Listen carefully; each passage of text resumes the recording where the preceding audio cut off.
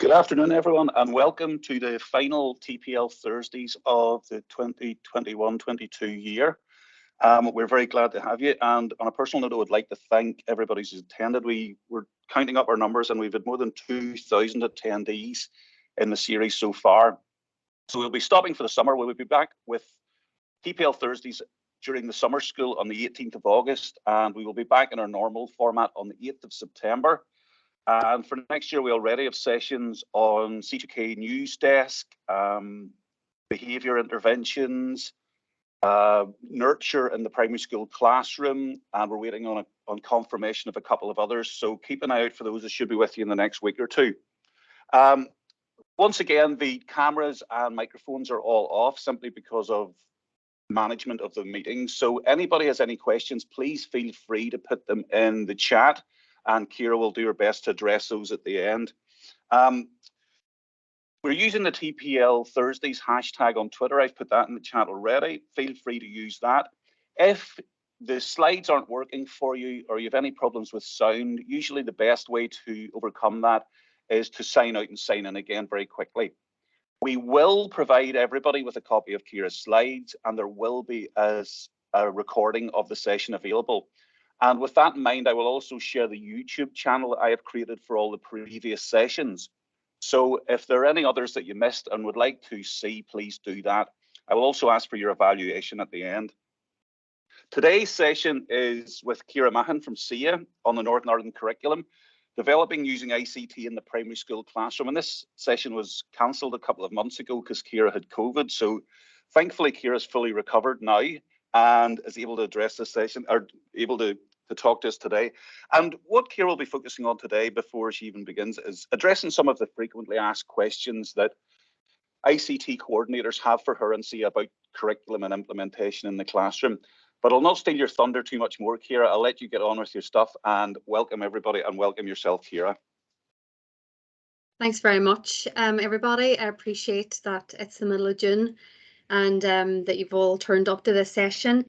As Jarlath said there, what I really want to do today is just to answer some of the main questions that I do get, and I get the same few questions from both experienced and inexperienced coordinators, principals and teachers, because I think that sometimes no matter how much ICT is going on in your school, ICT is one of those things that it's very easy to get overwhelmed, and sometimes you just need to kind of touch base with somebody and kind of clarify those questions. So hopefully by the end of this 45 minutes, really the main thing that I want to do is to clarify things for you and to reassure, because by and large I find that teachers are trying to do too much.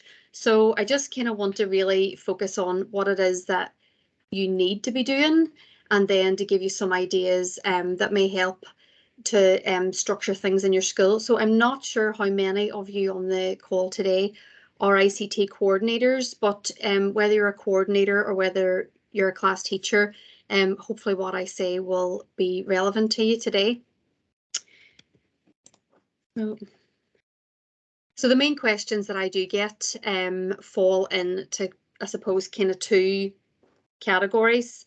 The first two questions are more around just the kind of broad, like what's it all about, how does it fit into, you know, what the Northern Ireland curriculum is trying to achieve, and also just, you know, what is it that you need to do in the classroom and what's available for you.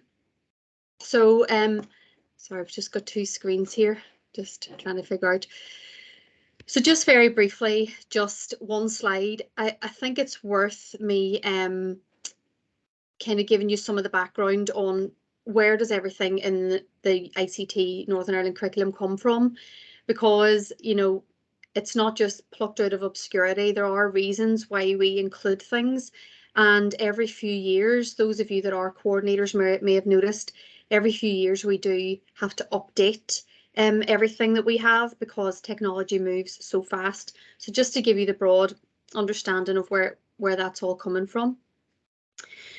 So what is it that we are trying to achieve? Well, firstly, the there's one group of things that we're trying to achieve, and that's to enhance learning, to promote engagement in learning, to remove barriers for some children from learning, for example, the use of voice text tools and so on, and to have fun in the curriculum. So absolutely, every new development that we make, the resources that we write to support you and for you to use with children, we are considering all of these things. We're also considering how ICT can promote literacy, how it can promote parts of maths, you know, all of the other parts of the curriculum as well. So they're totally taken into consideration. But also these three headings, you may have seen these before. So these are terms that have been coined by the UK Digital Skills Task Force, and they identified these as being 3 levels of digital skills that society requires. After that, there was a House of Lords Select Committee on Digital Skills that came together and wrote a report way back in 2015. And basically that report took these headings and outlined how we do as a society need a long-term solution to the shortage of medium and high level skills that we require. And that starts right in primary school. So we all as educators have got a part to play. So this really is the backdrop to everything that we are trying to develop. So the digital citizens, everybody's going to need that. That's being able to use your online banking, your online shopping, just to be able to exist in society as everything goes more and more online and digital. Digital workers, all of ourselves and the children that you're currently teaching, they're all going to need to be digital workers, whether they go into a digital job in the future. But they'll all need to be able to use Microsoft packages, online tools. And then digital makers is for those people that go on to maybe have a career in digital, whether they be programmers or working in the software industry. But in terms of the curriculum, we kind of think of digital makers as everything that's in using ICT. So for me, in my role in CCEA, in terms of trying to keep the ICT curriculum up to date, I've kind of tried to put together what is it that I and CCEA are aiming to do in the Northern Ireland curriculum. So it's this, I think, kind of coins it, that we do prioritise digital skills as a key educational and economic driver for Northern Ireland, and one of the most transferable skills that our young people need to thrive in a digital age. So that's the kind of theory behind it all. As I say, it's just the one slide, but I do think it's important to, you know, whenever you see this kind of new stuff coming out and sometimes you maybe feel a bit overwhelmed, there is a reason why it's being included. You know, things aren't being included just for the sake of it, on the contrary. My mouse again here. So what is it that you have to do in the Northern Ireland curriculum for using ICT? So I just want to clarify. So you'll all be familiar, no doubt, with the 5 E's. The 5 E's are the broad skills that are in legislation. And to underline now at this point, the 5 E's are the only thing that is in legislation for the using ICT curriculum. So anything else that goes on in your classroom for ICT is optional. So it's the 5 E's that you need to cover. So just very briefly to recap for those of you that maybe aren't as familiar. So we have Explore 1. It's all of your researching, where the children go and they gather their images, their information, their sound files and so on. Explore 2 is all of the problem solving type of stuff. So coding, databases, spreadsheets, all of that fits within Explore 2. Express is everything that is creative, and Explore 1 and 2 and Express, they would make up the biggest part of activities that children do in the primary school. Then Exchange, Evaluate and Exhibit, You will do bits of those depending on the activity that you are doing. So the 5 E's then, they apply to all children from year 1 to year 7.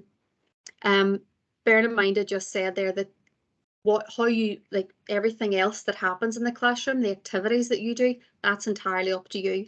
But as a school, as a staff, you need to ensure that all children from year 1 to year 7 are having opportunities to develop the 5 E's.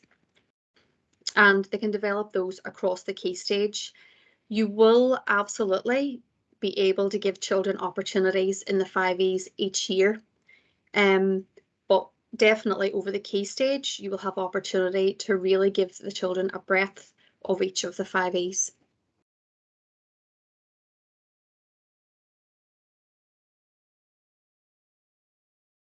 So I just want to show you that for the rest of today, I am talking about the curriculum. I'm not focusing on assessment. So what I've got on the screen at the minute are the version of the levels of progression that is used in a special school context. They're known as the Q skills. But what I want to point out is on the left-hand side, the grey column going down the left-hand side, that is the curriculum. And those statements don't change. They're the same statements regardless of what phase or stage of education. Next, you have the developmental stages for foundation stage. So this sets out for teachers in a from and to format leading up to level 1. So for children who are working towards level 1. But again, the main reason I'm showing you this is that the grey column on the left-hand side, those are the same statements that are on the special skills version. And here's the key stage 1 and 2 version, the levels of progression that you may be more familiar with. Again, it's the same statements on the left-hand side.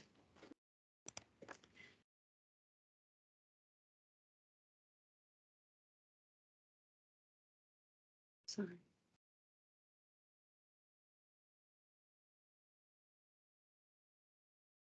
Apologies failing me there. Just to point out as well, for the levels of progression and the 5 E's, sorry, 1 second. Too many screens. For the 5 E's, I want to point out that the 5 E's are more useful for you in terms of your long-term planning. They're not as useful for you in your medium-term planning because they are broad statements. They are purposely broad because if they were too specific, they would very quickly be out of date, and you wouldn't find them as useful. They are better to take to stand back and look at them over a year or over a key stage to make sure that you are allowing the children to develop opportunities in the 5 E's. But in terms of medium-term planning, you'll not find them as useful. If you can see here the level 3 and 4, you can maybe begin to get an idea as to why they would not be as useful in your medium to short-term planning. If you look there between level 3 and level 4 in Express, the range of things that the pupils are required to do, you're not going to be able to do those at any one time in any 1 month or term. It will be a key stage long process. So sometimes I see coordinators and teachers trying to plan for the 5 E's. It's very easy then to get yourself confused about what it is that you're supposed to be delivering because there's no content there. They are broad statements. So what is it then that you have to do?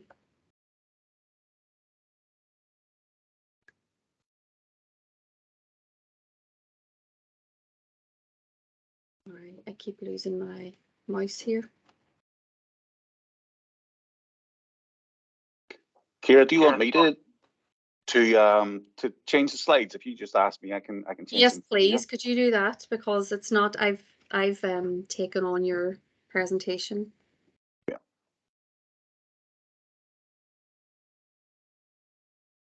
Okay. There. Is that up for everyone now? Has that changed? Can someone give me a thumbs up?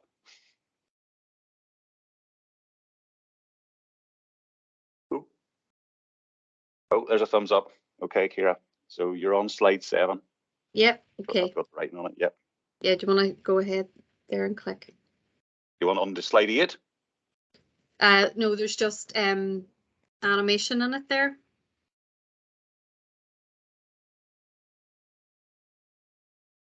That's up for, I see your cursor there now. I think I still have control of it, you know. Yeah, it's not coming up for, I can take control of the PowerPoint and It's okay. It's all. just, I think I'll just keep trying to do it. It might be easier. right, okay. Technology. All right. So I think that was confusing me there. That it kept jumping. Okay. So as I said earlier, how you help your children to develop the skills of the 5 E's is up to you. And sometimes people get a bit confused as to what that actually means for them. So there are the desirable features, which I'm sure you've heard of before. So essentially where that name comes from is the types of ICT that are commonly covered in the primary classroom. And we have a document which sets out what it is desirable that you would like to see children doing for each type of ICT. And so the name desirable features has kind of stuck around now for years. So that's what we're referring to when I say desirable features. It's the types of ICT. So currently we have these 8 types of ICT that teachers tend to do in the classroom.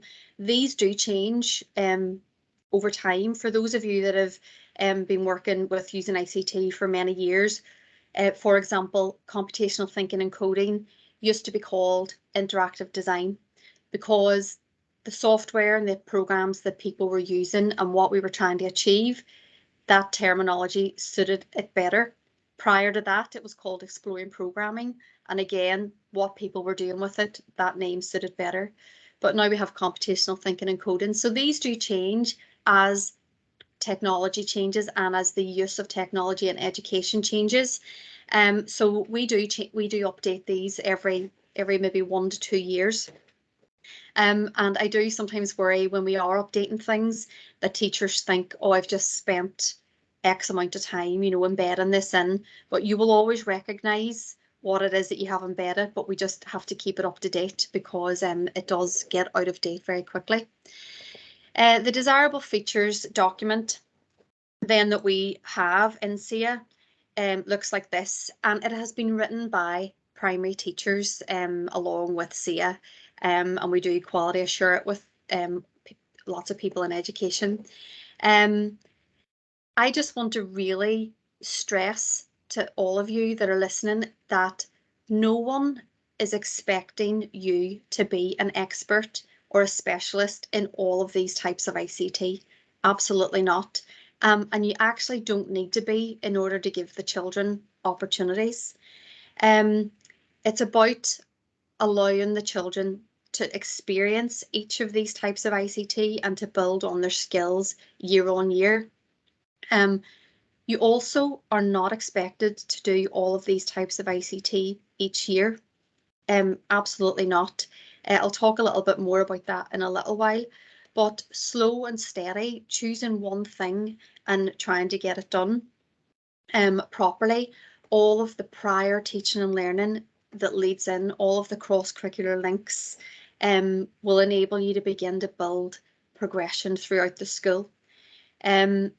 I often find that when teachers think about a type of ICT that they haven't necessarily had any specific training on. For example, computational thinking and coding, they're not quite sure what it entails.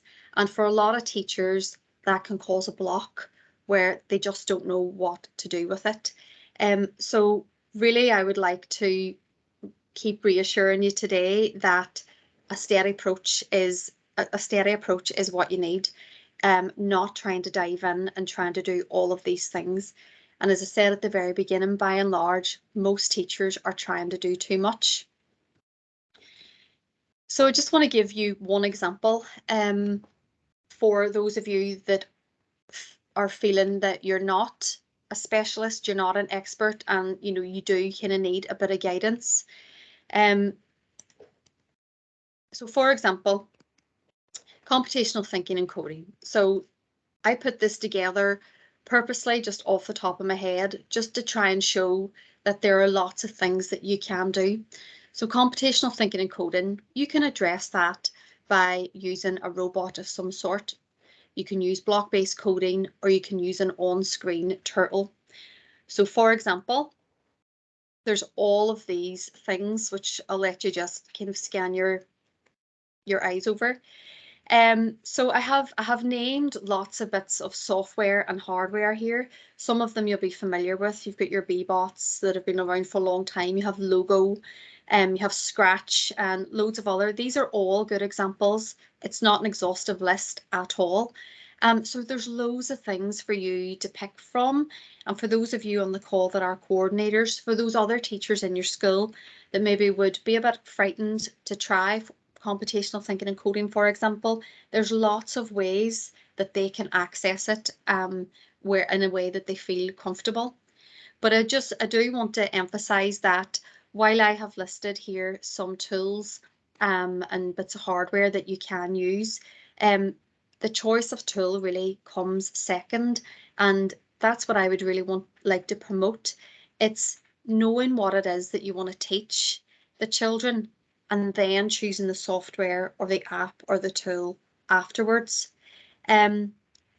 If you were to come together as a staff, knowing that you want to focus on something, one of the types of ICT, one of the desirable features, then you can take the time to have a look at, well, what can you do to be able to address that type of ICT? Having to think about where it overlaps with other parts of the curriculum. So for this one, for example, not in here. So for this, for example, computational thinking and coding links in with direction, with angles, with position. It links in with literacy in terms of instructional writing, if you're writing algorithms. It links in with any topic, because you can put a context onto lots of these things. The B-bot, you can put a context on it. Scratch, they can write a story in code, like create an animation about the Titanic. So there's lots of ways that you can link it in. Because what I would like to see is that the ICT is not something extra that teachers have to do. And quite often that's what I find teachers are doing, because they're not quite sure what to do. So they left a task and it's something that they try to get done. Whereas I would like to promote taking the time to do one thing and trying to build it into the rest of the curriculum. Another example, I've just picked digital art and design. So it's another one of the desirable features, the types of ICT that I see less often. But actually it's stuff that's probably already happening, maybe not just quite in a digital format. So when you're doing digital art and design, for example, you can focus on photos and image editing. They can create digital artwork. They can take photos and do lots of photo editing. And lots of the learning that can be focused on that has got so many links with what is already probably being done in art. You can just cast your eyes over some of those, but this is all lends itself to using ICT, and there's lots of ways that you can plan for art and for ICT and cover everything at the same time. For those of you that don't feel overly confident with ICT, the desirable features will guide you through being able to deliver digital art and design, or computational thinking and coding, or digital audio, and so on. The desirable features will set out for you what it is that you need to teach. So you know, you can use those desirable features for planning. You can also use them for assessment, but they're written to be able to use for planning. So even if you have no formal experience of the different types of ICT, you can have a look at the desirable features, get an idea of what it is that you need to do for your year group, and how you can help the children to kind of to move on and get better. So just another question that I often get asked is, how can I plan for ICT? So what I always start off by saying to coordinators and teachers is, there's no one way to plan. There's no right way to plan. It has to fit in with everything else that's going on in your school. But what I would say is, think about what it is that you're trying to teach. Like, what is it that you're trying to develop? Because quite often coordinators and teachers will say, you know, what app can I use for this? Or, you know, I've got this good program or this app, what can I do with it? But actually, for me, that comes last. You need to think about what it is that you're trying to teach, because if you're not clear on it, then it will end up being something that's, you know, a bolt on. You're trying to get the ICT done so you can tick it off your list, and you're missing out on opportunities to link it in with the rest of the curriculum, the rest of the topics that you're doing. So these are the answer to the question. I would say, well, what are you trying to teach? Why are you trying to develop it? So it's having that awareness of, if you know that you want to do computational thinking and coding, why? Why is it that you want to develop that? Because you want the children to be able to solve problems. You want them to be able to write algorithms. So it's for you having an awareness of what it is that you're trying to teach. Then having a look at what other topics, what other things in literacy are you doing? What could it complement? How could you do two things, kill two birds with one stone?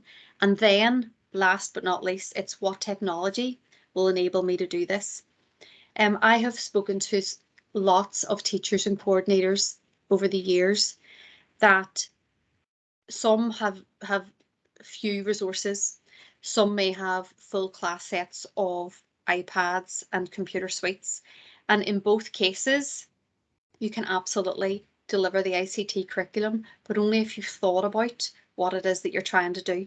Otherwise, you know, having a few resources or having everything, you know, you're still in the same place of needing to know, what is it that I'm trying to achieve?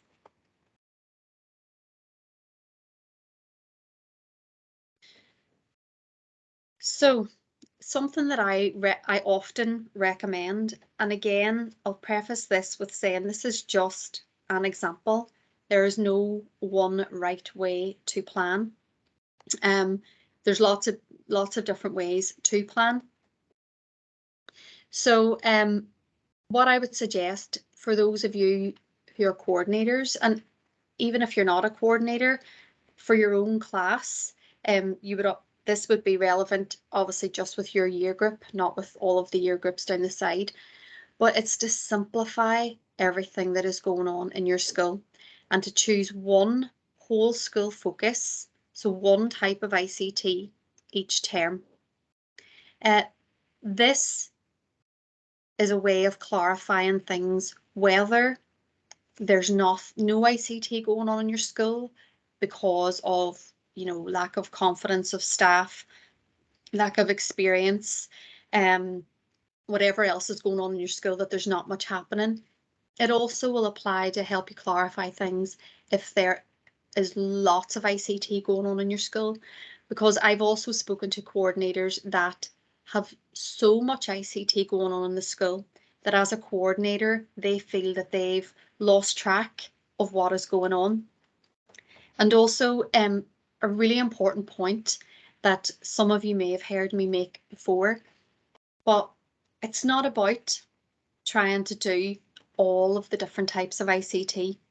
You know, that kind of dipping in and out is very hard to grasp what progression is going on through the school. You may find in your school or in schools that you're aware of, there could be pockets around the school. So certain teachers who are really enthusiastic, and those are where the pockets of ICT happen. But that's not consistent. It doesn't enable children to build progression year on year. So having one focus each term enables you as a coordinator or just as a class teacher to have one thing that you are focusing on. You know what's coming up in the next term. You can be prepared by thinking, what training do I need? What support do I need? Do I have the equipment that I need? What topics does it lend itself with? And so on. So there, I've just said all that. So it'll also give you an opportunity there to share skills and experience amongst staff. Because as I said there a few slides ago, you're not expected, nobody's expecting you to be an expert in delivering all of those types of ICT. You know, you have the whole curriculum to think about, and it's impossible to keep up to date with ICT. It's developing and changing so much. So it's having a think about what skills are in the school, what whole school focus is coming up, and how can you share the experience throughout the school.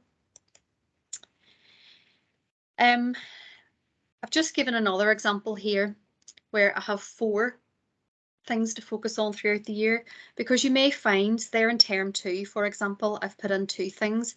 You may find that there's things in your school that are really well developed already. Everybody kind of knows what they're doing, and you may find that a full term is too much. So by all means, one thing every half term if you want. There's quite a few schools that do have one type of ICT every half term, and that's also fine if that works for you. But what I would say is that's 6 types of ICT that you're trying to get going in your school each year if you were to do something each half term. Where you want to get to as a whole school staff and for you in your individual year groups, you want to have the equivalent understanding of what progression looks like for your year group, and if you're a coordinator, what progression looks like for every year group. You want to have the equivalent understanding as the literacy coordinator has about what narrative writing looks like, or as what the maths coordinator has of what number looks like in every year group. So for the different types of ICT, your whole school staff want to, over time, develop an understanding of what progression looks like for the different types of ICT, so that you're not having those pockets of expertise like throughout the school and some other teachers feeling really lacking confidence. You want to get together as a staff, do less, and actually get together and think about, well, what is it that we're trying to achieve here? Why are we trying to teach digital audio? What are the crossovers with the music curriculum, of which there are all of the crossovers, and how can we embed that throughout the school? So this is just something I really would think would help. And if you are doing that as a staff, the desirable features are where you take your information from.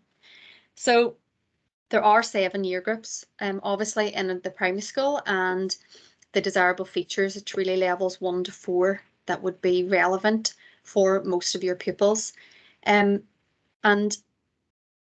the reason they're not laid out in year groups is because it would become a tick box thing where you're just trying to get these things done. And depending on the activity that you're doing, you'll find that different year groups, you'll kind of do some or more of the desirable features. So they are really your starting point. So I've just dropped in a few things as well. So I've just done a few of the things. So for example, if you were doing digital audio for a whole term, there's 2 ways to do digital audio. You can go down the music route, which is using digital instruments to create music. Or you can go down the sound route, which is more making your radio shows and your podcasts and things like that, and editing sound.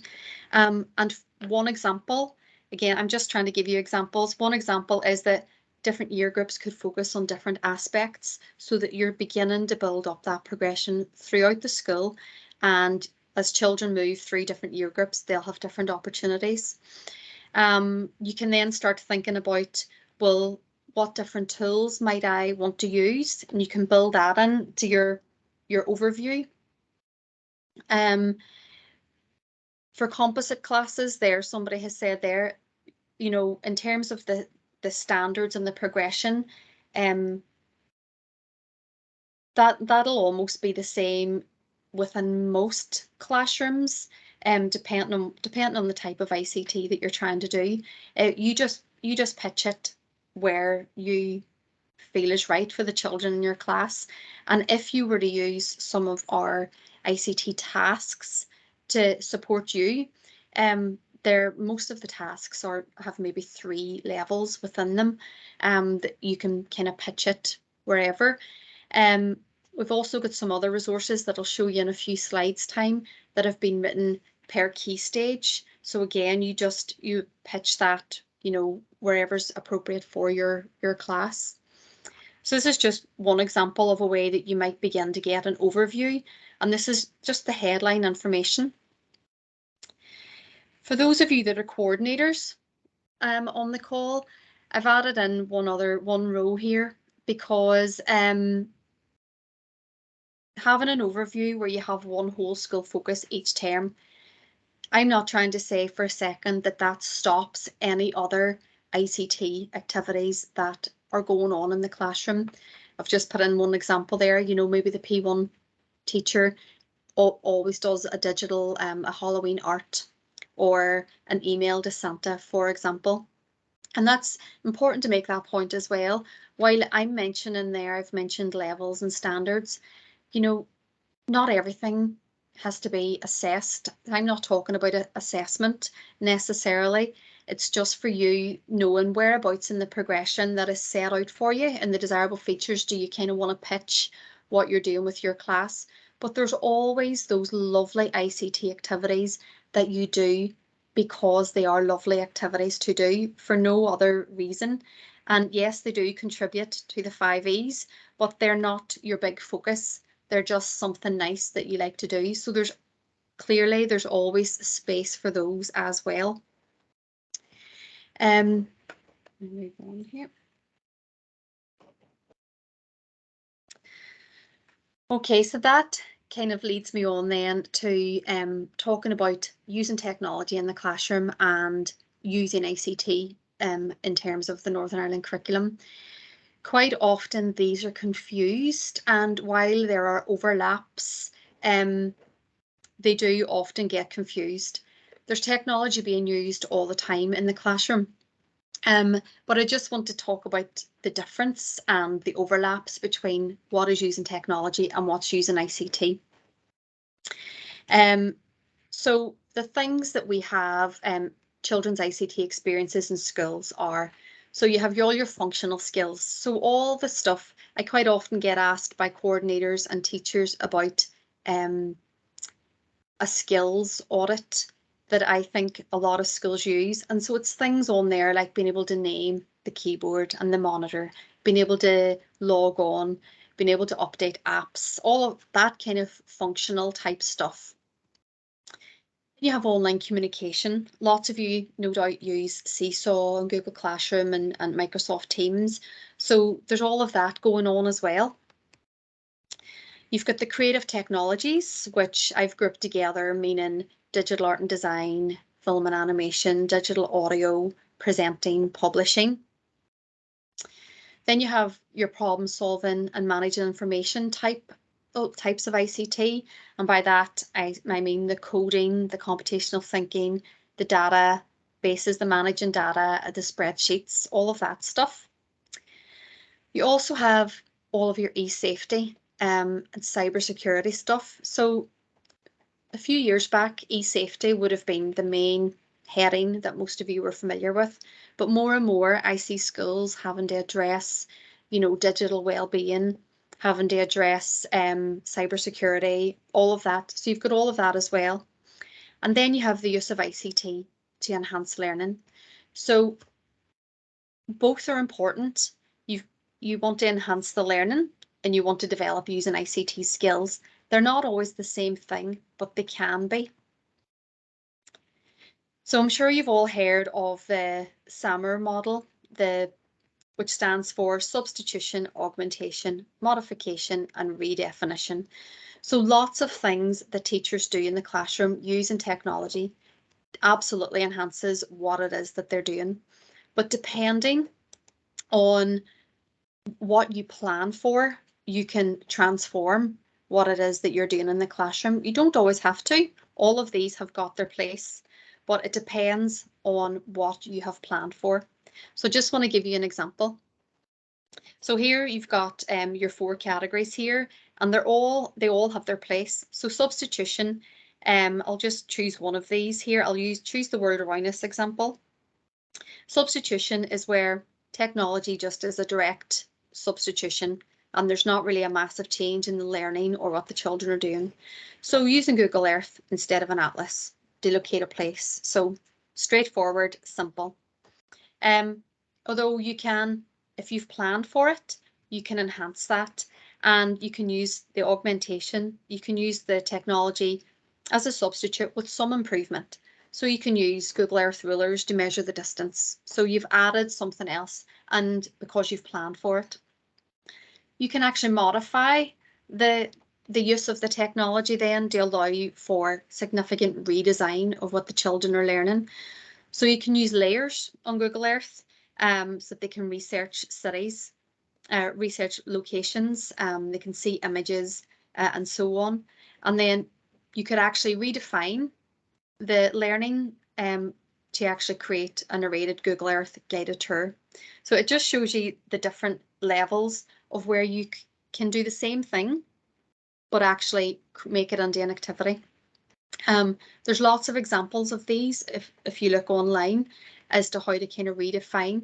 You know, you don't always have to. The substitution absolutely has its place, but I just wanted to flag that. So for me, the difference then between just using technology in the classroom to enhance learning, which, yeah, absolutely has its place. And sometimes you just want to do something because it's a nice activity. But for me, the difference is that using ICT is where we take the technical knowledge, so they know how to use the apps or the software. But crucially, the children are thinking about audience and purpose. They're thinking, why am I creating this piece of music? Who is this poster for? You know, who's going to be listening to this presentation? What's the topic of this presentation? You know, they're considering all of that. And in order for you to develop that with the children, it's not about, you know, opening an app and just diving into the ICT. It is about planning for the learning experiences that you want the children to have. You want them to become more discerning user of ICT. So for them thinking, you know, what is the best way to do this task? And then you want them to be able to demonstrate their learning from other parts of the curriculum. So what they've learned in persuasive writing and literacy, and they're using that information and they're taking it into their presentation rather than just focusing on how do I use PowerPoint. And for me, that's what using ICT is about. It's about combining things from elsewhere.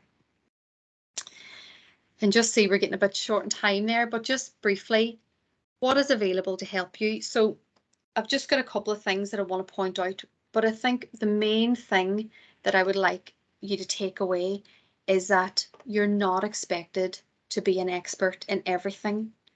You're not expected to do all of those types of ICT in any one year or even across the key stage. The 5 E's are the thing that you need to give children experience of, but as a long range kind of view on things.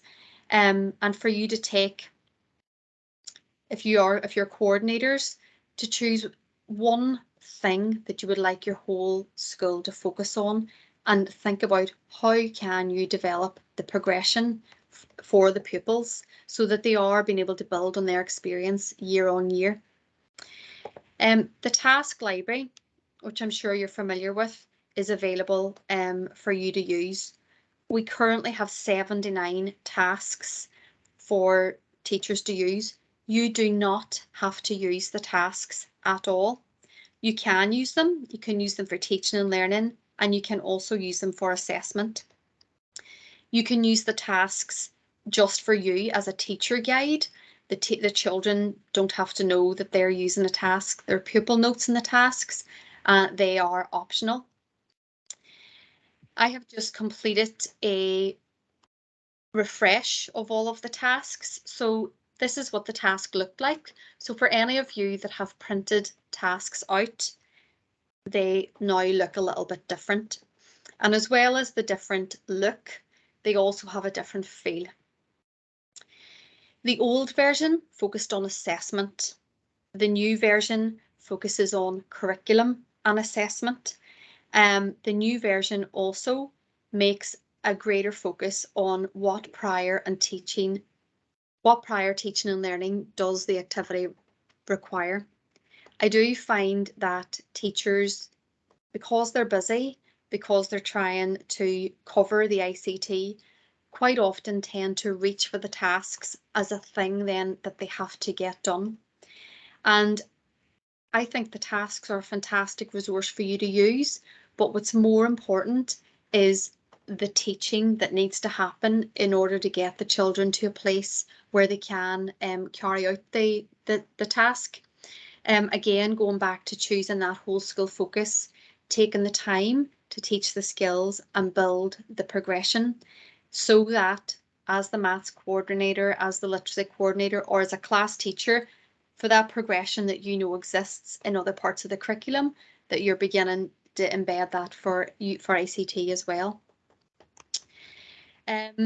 There's a new section on the CCEA website called Coordinating ICT in the Primary School. For anybody that hasn't seen it, if you are a coordinator, it's invaluable information and advice in there from other ICT coordinators that have talked about how they go about coordinating ICT in their school, what they find is important, and a lot of them have also shared examples of their own planning and policies and so on.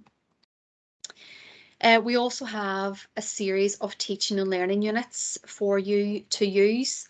They're available on the website. At present, we have got some for foundation stage, key stage 1 and key stage 2. So for foundation stage, we have got digital audio, and we also have digital storytelling, which includes for foundation stage, film and animation, presenting and publishing. Key stage 1, we have audio, we have film and animation, and we have presenting. And key stage 2, we currently have audio with film and animation coming very soon and presenting coming soon after that. What these books are trying to do is kind of what I've been talking about there. It's that taking your time to teach the skills of digital audio, of film and animation.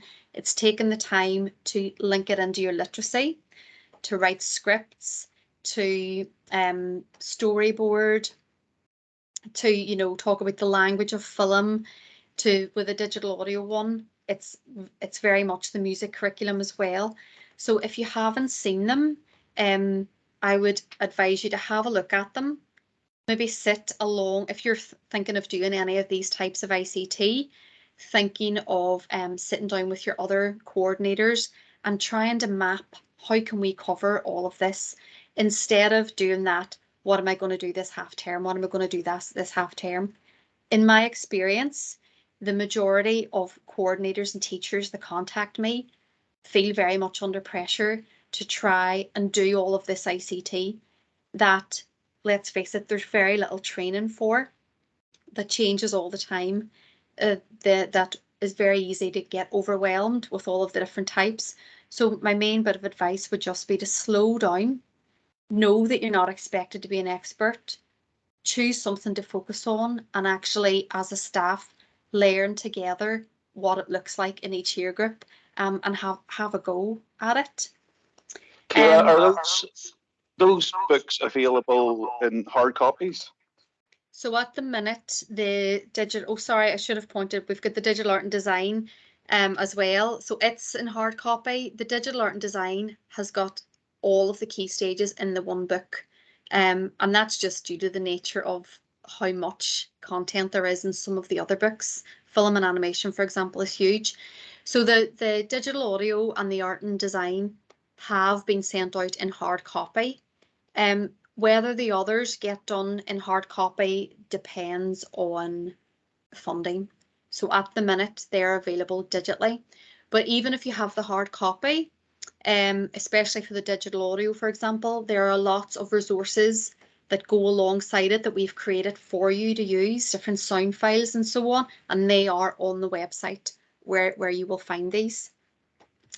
I'll not labor too much about what's inside those books in terms of this slide, but it does hold your hand. Those books do hold your hand through how do I teach these different types of ICT. They have been written by myself along with experts from the creative learning centres, from other parts of education. So they are really, really good. And that's it really. But for any of you that have, I know that was 45 minutes, talking about ICT in 45 minutes, it's very hard to fit everything in, but just to reassure everyone that try and do less. Don't worry in the first instance about the tools and the technology, because they change all the time. So what it is important really is having a look at the desirable features, getting your head around what are these skills that we're trying to teach the children in this type of ICT, and then you can always choose a tool or an app or piece of hardware that will support you in doing that. Quite often, yeah, I think people think about it the other way around, and they quickly become overwhelmed with the choice that is out there for them. After today, if you've had a chance to reflect, or if any of you are planning for next year, feel free to send me an email or to get in touch, and I can kind of talk you through on a more kind of one-to-one basis. So, but thank you for listening. I think there are a couple of quick questions here, Ciara. Okay. The first one is there any funding available for buying ICT resources, grants, etc.? And that's from Louise. Not that I'm aware of, unfortunately. I know schools use all different ways, PTA and so on. There's some organisations have some free resources like Microbit, for example. But depending on what it is that you're looking for, there's so much available on C2K for you to use. Like this year alone, C2K have bought the license for the Just Too Easy software, which is absolutely fantastic from foundation stage to key stage 2. They've got so many lovely tools for coding, for managing data, for publishing, for presenting. And then also C2K have also bought the license for the Adobe Express suite of resources, which are fantastic as well. So there are lots of things that are available freely for you. But again, I'm happy to take emails if people want more specific information. That's great, thanks. We have another couple of questions. One is, any suggestions for composite classes? And then, are there any suggested formats for e-evaluate across the whole school? For e-evaluate? Yeah. I'm not quite sure in terms of recording the information, or for the E of evaluate. Is that what it is? The E of evaluate? Well, maybe Emma Kernan could send you a wee email. Yes. From Holy Child in Belfast. And composite classes, I presume you would just have a different task for each element, would you? Or no. So as I said, so if in any class, including a composite class, so those teaching and learning resources, they are written per key stage. So we haven't specified within that resource, primary 1 should do this, primary 2, or so on. We have occasionally throughout the resources said, depending on the age and ability, experience of the children in your class, you may want to use this terminology, otherwise, use this terminology. So they are written by key stage. So they'd be applicable for, composite classes as well. Equally with those teaching and learning units, for example, which is all of the stuff in there that we are proposing as good practice to how to really teach the skills, rather than just trying to create a piece of work, because it's not about the product really, it's about the process. But was I going to say, yeah, for those, if your class have no experience in, for example, film and animation, well, then you may not want to start with the Key Stage 2 book for film and animation. You may want to start with the Key Stage 1. So, it's all based on teacher judgment. You know your children better, regardless if it's a composite class or, you'll know kind of where to pitch it. So, but if somebody wants specific information about their individual context, I can absolutely maybe suggest different apps or bits of software that will enable them to do that. But as I say, it's starting off with the desirable features and what is it that you're trying to teach, and kind of taking it from there. So and maybe with the last question, is there a suggested desirable features progression document from P1 to P7 available to download? So I'm not sure. So the desirable features document itself is available to download. We haven't broken it down into year group, because if we did that, things like that tend to very quickly become a tick box that, these are all the things that I'm going to do in primary 1 and primary 2. And that quite often takes away from what it is that you're trying to achieve, which is focusing on the children that are in front of you. So while we do have the desirable features set out in levels, they're so broad. It's just kind of pitching it, across levels and seeing where each child, how you can move them on. But no, we don't have anything that's mapped out for year group. I'm not sure if I'm really answering that, if I understand the question 100%. Well, maybe they can get in touch with you straight away, Ciara, because obviously I'm not a specialist in this, so maybe even how I put the question isn't great.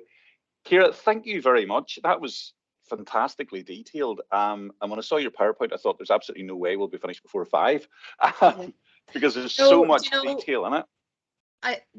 That's the thing. There's so much, and also I don't know the audience here. For coordinators, there is things that they would really need to focus on. For class teachers, there's other elements that are more relevant to them.